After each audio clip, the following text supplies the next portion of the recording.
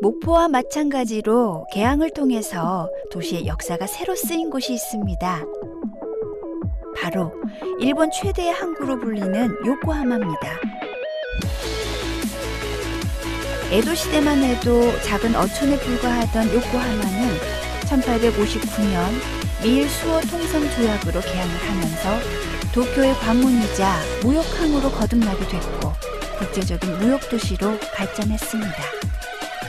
1872년엔 도쿄와 연결되는 철도가 부설됐고 대형 상업시설 등이 세워지면서 일본 대도시로서의 지위를 탄탄히 확립합니다.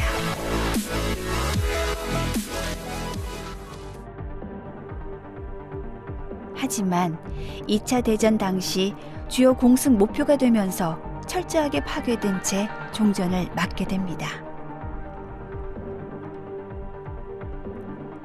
일본의 무조건 항복 후 미군은 이 지역을 직접 통치하기도 했습니다. 1945年、戦争が終わった後は、アメリカ軍が横浜をずっと占領しました。中心部はほとんど全部米軍が占領しまして、そして、日本の商業施設はここに戻ってこれなかったんですね。そしてその接収、これは米軍の接収というんですけれども、その中で1960年代の終わりになって横浜の郊外がどんどん発展していって住宅地として発展している。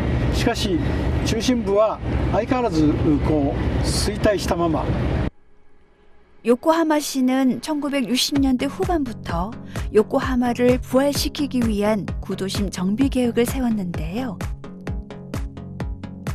구니요시 교수는 1970년대부터 관련 프로젝트에 깊이 관여했습니다. 都市の骨格を作ったり、それから緑を残したり、そういうような大規模なプロジェクトコントロールとともに、やはり魅力的な街を作っていかないと横浜の個性ある発展はできないと思いましたので、東京と同じようなにやるんではなくて、横浜独自のアーバンデザインという取り組みを全国に先駆けてアメリカの都市とかヨーロッパの都市に学びながら進めました。 요코하마가 도시 재생을 시도할 때 핵심적으로 추진했던 것이 미나토 미라이 21입니다. 세계적으로 명성을 얻은 만큼 많은 이들의 주목을 받은 도시 재생 프로젝트였죠. 미래항구 21이라는 뜻답게 항구 도시만의 장점을 제대로 발휘했는데요. 요코하마항 일대를 새롭게 꾸며서 도시의 활력을 불어넣었습니다. 요코하마 도시 재생의 상징이자 미나토 미라이 21의 핵심 사업은 아카렌카 쇼고입니다. 메이지 시대의 비단을 보관하던 창고였던 이 붉은 벽돌의 건물은 외관은 그대로 둔 채 내부만 레스토랑과 쇼핑몰, 공연장 등으로 완전히 바뀌었는데요. 지금까지도 요코하마의 필수 관광 코스로 많은 사람들이 찾고 있습니다. 国の施設でしたけれども、市長自ら赤レンガ倉庫は市民の財産ですということで壊さないでくださいというふうに今主張しました。そして、この整備の中で、全部壊すんではなくて赤レンガ倉庫はこの地域の産業、横浜港の産業の歴史を後世に伝えるシンボルとして活用することにしました。それで実際には、2000年代の初めに赤レンガ倉庫は市の施設となってですね、一つは商業施設、一つは文化ホールとして2つの建物が使われるようになったわけです。 요코하마 도시 재생 프로젝트인 미나토 미라이 21은 아카렌카 쇼고처럼 원형을 그대로 보존한 근대 문화유산에 새로운 공간을 만드는 것이었습니다. 옛것과 새것이 공존하는 독특한 이 도시는 모두가 인정하는 일본의 관광 명소가 됐습니다. 과거 요코하마에서 쓰던 조선소도 그대로 보존되어 있는데요. 이번 도크는 원형을 유지해서 기념 공간과 휴식처로 사용하고 있고, 일본 도크는 물을 채운 후 니온마루 메모리얼 파크라는 공원으로 조성했습니다.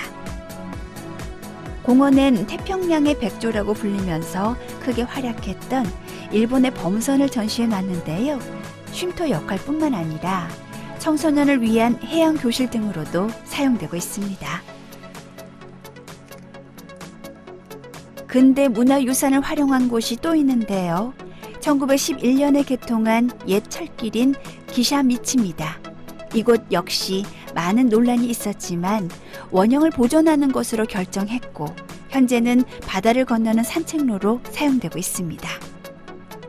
녹슬어 있는 모습마저 관광 상품이 된 겁니다.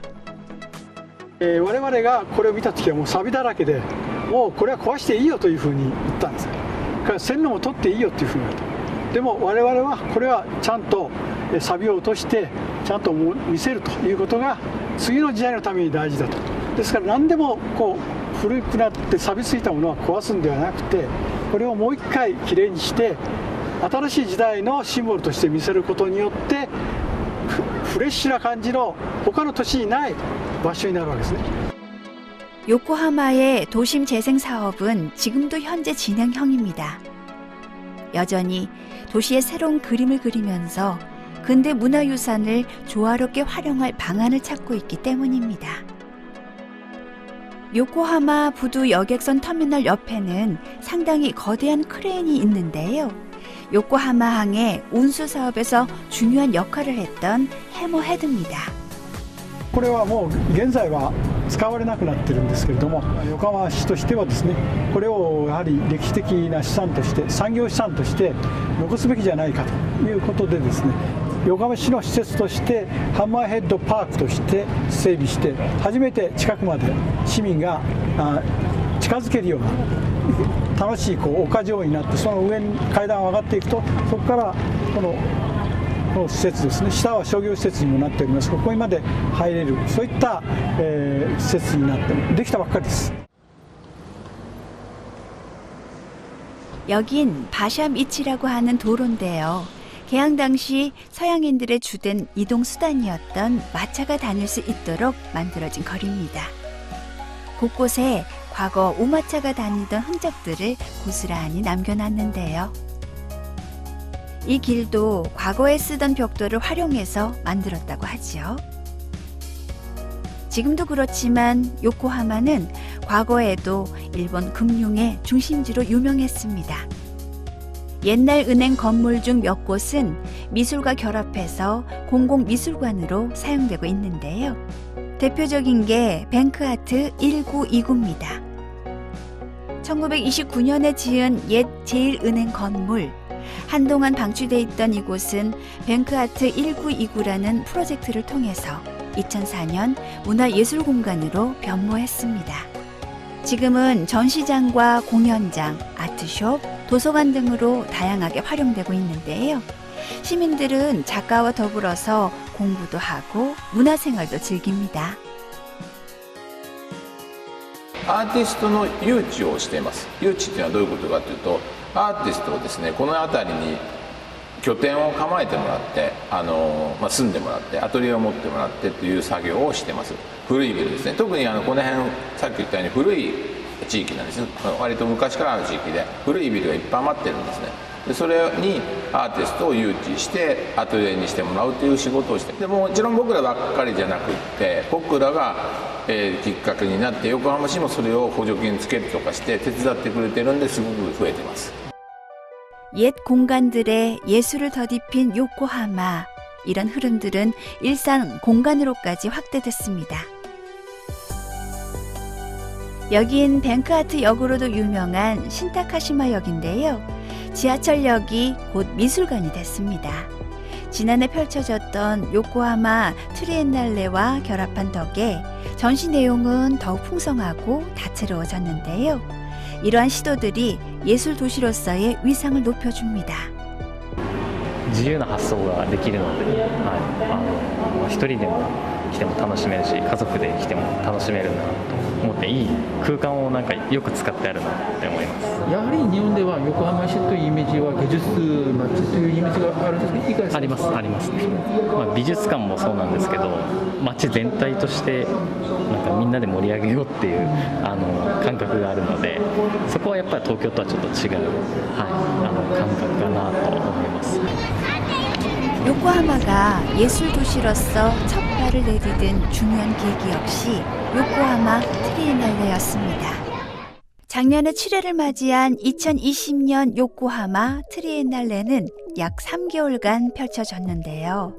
아시아를 비롯한 세계 각지에서 활약 중인 70여 개 팀이 참여해서 다양한 현대 미술을 선보였습니다. 2020年の今年は横浜トリエンナーレ2020アフターグロー光の破片を捕まえるとしまして、トリエンナーレとしては初めてインドから芸術監督ラクスメリアコレクティブを呼びまして、開催してきました。 전 세계를 휩쓴 코로나 팬데믹 상황에서 대규모 행사를 치른 것에 대해선 다양한 의견들이 존재합니다. 광주 비엔날레는 물론 헬싱키와 베네치아 비엔날레 등 대부분의 국제 미술 행사들이 다음 해로 개최를 연기하기도 했죠.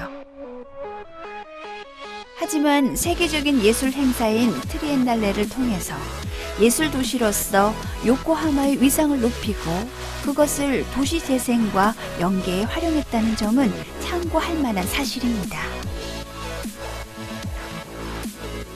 원래 도쿄 비엔날레가 있었습니다. 근데 도쿄 비엔날레가 중단된 상태로 일본에서 이제 비엔날레 같은 행사가 크게 없다가 광주 비엔날레가 성공적으로 유지가 되니까 일본에서도 이걸 복권시키자 해서 요코하마 트리엔날레를 만들었어요. 그런 것을 살리기 위해서 그 요코하마라는 데 역사적인 모든 환경들, 뭐 창고를 비롯해서 또 미술관 이런 것을 다 동원해가지고 요코하마 전체에다가 이런 트리엔날레를 만든 겁니다. 우리가 이제 그런 것을 좀 모델로 삼아서 그 도시를 또 살려내고 또 우리의 현대 미술 그 중에서도 이제 수묵 중심으로 우리 현대 미술 한번 재편성해 보자. 뱅크아트와 같은 활동 역시 트리엔날레가 기폭제가 돼서 탄생했죠. 여기에서 만족하지 않고 도시 재생과 예술을 어떻게 하면 더욱 잘 융합시킬지, 또 지역 작가들이 시민들과 좀 더 친밀하게 어우러질 방법은 무엇인지 끊임없이 기획하면서 준비하고 있습니다. 子供が、本当にちょっと中学生ぐらいに育ってるんですね。だからもう十分横浜市がそんなに手を入れなくても勝手にそのアーティストとかクリエイターが街を元気にしていくようになってきてるんで、それは今すごくいい状況だと思ってます。時間かかったと思います。でも17年かかってます。